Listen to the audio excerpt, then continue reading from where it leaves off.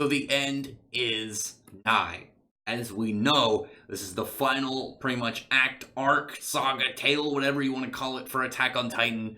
After more than 10 years, the series is drawing near its big climactic ending. And one of the hints that was given out by Isayama towards what exactly the ending was going to pertain to, it was just audio of what sounded like massive creatures roaming the land and screams and just buildings falling apart. I think you can all determine what was going to happen because it didn't seem like things were going well for anybody that wasn't on Aaron's side of things. The chapter opens up, you have his story. His story is looking over a book that's talking about Ymir, and you see the page where Ymir, is being offered the power by a demon, getting the deal with the devil, holding the apple, and then you get the actual context of what had happened. And what had happened when you see, slaves back in the day, taken hostage, chained, roped, banded, and just all around treated like just hunks of not important flesh made to do labor. And the funny thing about the chapter, you have chapter one, I believe it's called To You 2,000 Years From Now, and this chapter is called From You 2,000 Years Ago, relating back between the events of, Aaron's first ties of the story to how it's going to relate to now. So, as it is the beginning, you have a scene where a bunch of the slaves are rounded up that were taken by these Eldians. The Eldians are pretty much just like, hey, the guy that's there is like, hey, whoever let the pigs out is going to get their eyes gouged out. And if nobody answers, then everyone's going to lose an eye because slaves don't need two eyes. I don't know if he knows about depth perception. I doubt he cares. I think he just wanted to get the thread across. But you gouge the eye out of each of your slaves, you're gonna have a bunch of slaves running into each other because they're not gonna be able to have the right depth perception. But they all just end up blaming Ymir, and they pretty much just decide that now Ymir is she's gonna be hunted. It's just a manhunt at that point. You got like dogs going after her, horses, people with bows and arrows. They're just making a sport of it now. This part gets weird because my I don't want to say negativity. I want to say more of like irked feelings rather is in this whole reveal because it shows like this very strange looking tree with like an opening in it. Ymir goes into it. She ends up falling into a hole, which leads to like a body of water, and in there's like this root looking spine thing that might just be some form of creature because it looked kind of alive. I don't know, some form of maybe ancient organism. And it ends up like going into her spine. She turns into the Titan for the first time. Her Titan's pretty big because it looks big. It was enough that the tree fell over. It's got to be big enough for that. And you can kind of see a little bit vaguely of her proportions to the tree. She looks taller than it, so she's probably like maybe close to a colossal titan in size, maybe even bigger, just kind of gauging it. But now she has been taken by, the Eldians, who are pretty much using her as a weapon at this point. And this kind of confused me, because I'm like, why doesn't she turn into a titan then and then crush all of her enemies? Why doesn't she just, like, say, hey, I'm in charge now. You are in no way, like, head over me. It's probably confident. It's probably just more of, like, not as much her.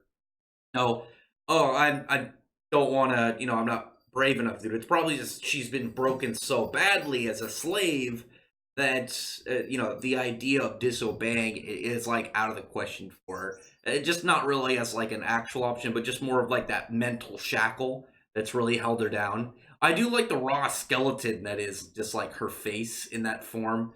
She's just got, like, those open ribs, that, like, just exposed skull. I thought that was really neat. But, King Fritz is just like, hey, for what you've done, your reward will be you can have my kids, and they're just going around smashing things and destroying whatnot, having an all around conqueror's time. And when you have at one point characters who are seemingly surrendering to them, one of the things confused me because I have to go back and look at the guy's name because the Marley people, we know that the one dude, again, I forgot his name. So just tell me in the comments. You know what I mean? He was talked about during the, was it chapter 99? I might just go back and look right now.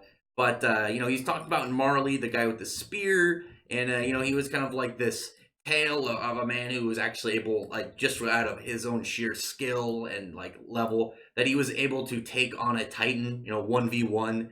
And I'm wondering if this is what pertains to it. I'm just looking at the guy's name now because I'm trying to remember in this, because I think this was the reference to it, because we know that he was kind of like a legend of the Marley people, and the Marley people. Here we go. What was the guy's name? I'm just scrolling down through panels right now, trying to remember this dude's name. But oh yeah, Helos. And you have the panel with him as they talked about what he was able to do, and he ended up throwing the spear that killed Ymir, because Ymir jumps in the way of King Fritz. Again, I think she did that just because of her personality, the way that she thought, not of her just being some kind of like, oh, I'm gonna for some reason jump in front of this. We know that she kind of like was a little bit selfless. She did a lot for others.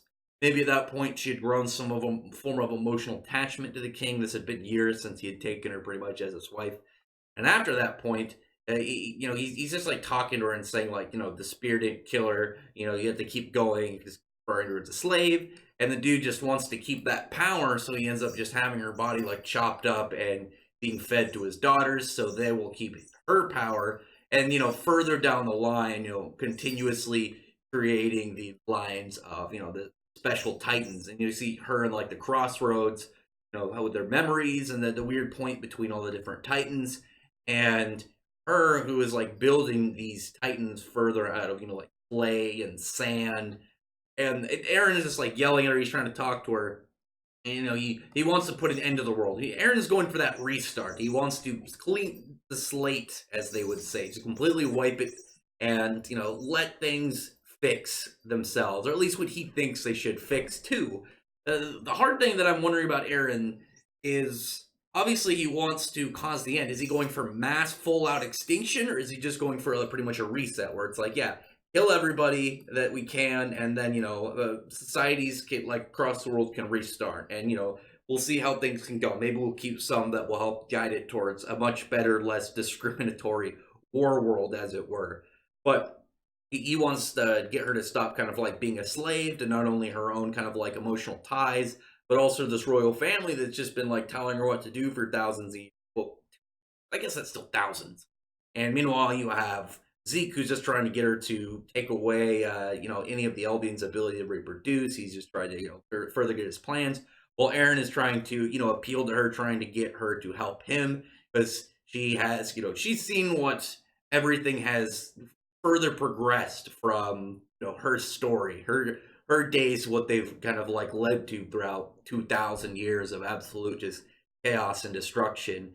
And he has also, Eren wants this, she wants this, and he's able to appeal that part to her about how she's not a slave, she's just a person, and that's really what she needs to be. Because you have that kind of like spot she was in, as Ymir, like the original Titan, and you have her as her slave side, both viewed as, in reality, in her life, she was just kind of like laid out as like almost like a tool. She wasn't treated really as a person, and people after her thought of her as like almost some deity. It actually reminds me a lot of Zareth from Fairy Tail, because the whole build up for him for over 200 chapters was how he was this like pure evil, like chaotic being who just like bred demons to create like just madness throughout the world. And then you finally met him, and he just wanted a happy life. He was the sad boy. He wanted to try and fix his wrongs and live an enjoyable life and finally meet his own end.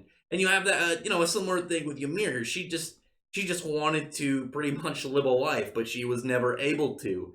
And even in the afterlife, she's been pretty much shackled by this duty to kind of like pertain to the line of the royal family, the creation of further titans, the complete and total, like, really just verbal leash that is like the founding titan's power over her. But she is not having it. She instead kind of like shakes free of that, listens to Eren. And then you have Eren's head connect to his body. You have that same spine thing come out. See, I was wondering why it wasn't more like she ended up, because she has like obviously like the ability to manipulate the bodies of any Eldians, like it's straight up like physical reconstruction. I was wondering why she didn't just like make him a new body, But I think I think Isayama really wanted to have this kind of like moment where you see that weird kind of almost centipede like spinal creature, and maybe it's not really just straight like a spine. Again, maybe it might be the actual being itself, whatever that creature was that was in that pool, an alien, maybe an ancient life form, maybe that was the demon, maybe who knows. I am actually really hoping because we just get to the rest of the chapter. It's the chapter pretty much, the colossal titans in the wall all wake up, and it looks like the rumbling is going to commence. Eren is not having it; he's ready for the end. And what I was talking about, my worry for the reveal, it's not that I don't think Isayama could explain it. I think Isayama could easily explain, like, go into further lore of what this creature is, where it comes from, what is it, what exactly is the overall kind of like event of it. Because it's obviously not just like, oh, she granted some power over something. It was some form of being that merged with her that gave her Titan powers. My worry is that because the series is so it's near the end that he might not fit that explanation in there. Maybe he'll just kind of like leave it up to rear kind of interpretation. I don't know. My hope is that his next series, it doesn't have anything to do with the previous Attack on Titan cast, but it takes place in the same world, maybe at a different time, maybe long before Attack on Titan, like way further back than Ymir. Maybe find out the origins of this weird spinal creature, or maybe far in the future. And you could have like cool stuff. Because one of the things I thought would be really interesting is if you had like further into Attack on Titan, like maybe like centuries later, centuries after the end of the world, and maybe you had like characters find stuff and like that area underneath. I don't remember where exactly it was, but when the whole underground part when Rod was it Rod Race? I can't pronounce his name properly, but when when he became that weird big obese Titan, and you had like Eren protect people by hardening and making that kind of like crystalline like shell of him there. Like if you had characters find that, and then to them it's like, what could this possibly be?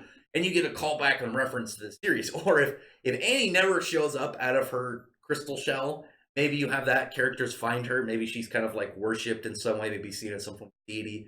But it'd be really cool if you ended up getting to a further series and it's like you see that creature, you see that weird spinal creature in the water, and without even needing any like reasoning for it, it's not like, what is this? You know that something is going to go down. And I know the series are related. I know someone's going to be like, why are you bringing this up?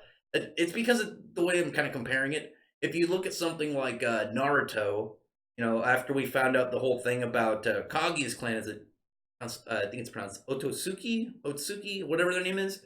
Uh, you know that anytime one of those characters shows up or is involved with something, we know that regardless of any showing of like how powerful they are, any showing of like their goals, motivation, what techniques they use, we know no matter what, they are going to present a big thing. We know that this character showing up means important stuff is on its way. It's a hype thing.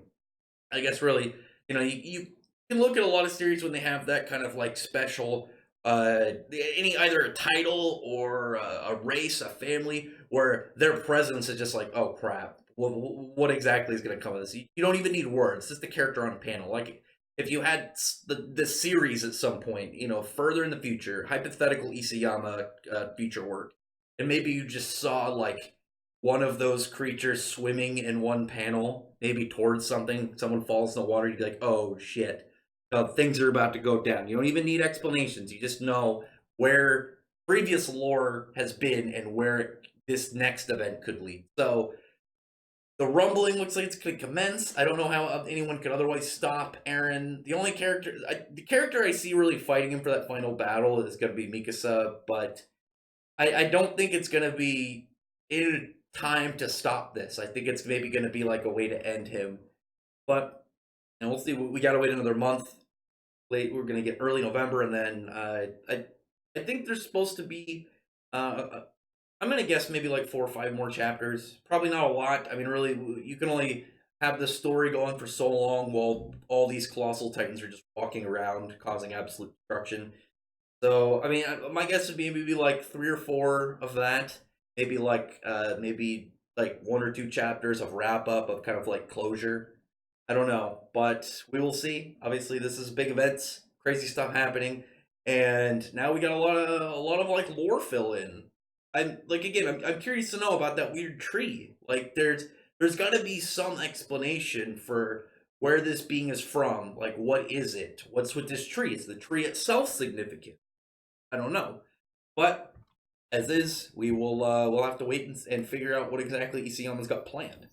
Other than that, drop a comment below. Tell me what you thought about this chapter, and what would you think? Would you rather Isayama explain the weird pool thing, the weird spinal creature, or not? Would you rather leave it up to mystery, or I would like to hear what other people have to say about that, because my worry isn't that I don't think he could explain it; it's that I don't know if he's going to explain it within the amount of time slotted left. That's why I'd like the idea of like his next series, no, not pertain to any events from Attack on Titan other than post Rumbling, but it take place in the same world. Maybe something happened where it changed characters, and whatever like difference that he has. Like if he wanted to do a completely different style of series, like maybe he wanted to be like, oh yeah, characters, this is one where characters all have different powers. Maybe you wanted to do something more of like a large scale battle series, less like this war with giants thing. If you wanted to be like, yeah, I want to do crazy powers and stuff. Let's more spread out. Then he could use events from this to explain it, or maybe that'll be the explanation for like the weird spinal things. Maybe it's not like, oh, one gets on you, you gain Titan powers. It's like one gets on you and you gain a power, and each one is different. And it's not like just Titans. Maybe these creatures are what create like pretty much like a mythological creature. Maybe there's one that turns, gives like a dragon's power. Maybe there's one that gives like a some form of like werewolf power. Just a spread out. I don't know. Again, it's a mystery. It's a very weird thing that he had brought in here, and I'm intrigued to see what he does with it if he ends up revealing any further information. Other than that, comment below. Tell me what you guys think about it. And until the next chapter, thumbs up the video from the like button, subscribe button. Check out my other videos, and I appreciate everyone who's already subscribed. And I thank you all for listening. Bye.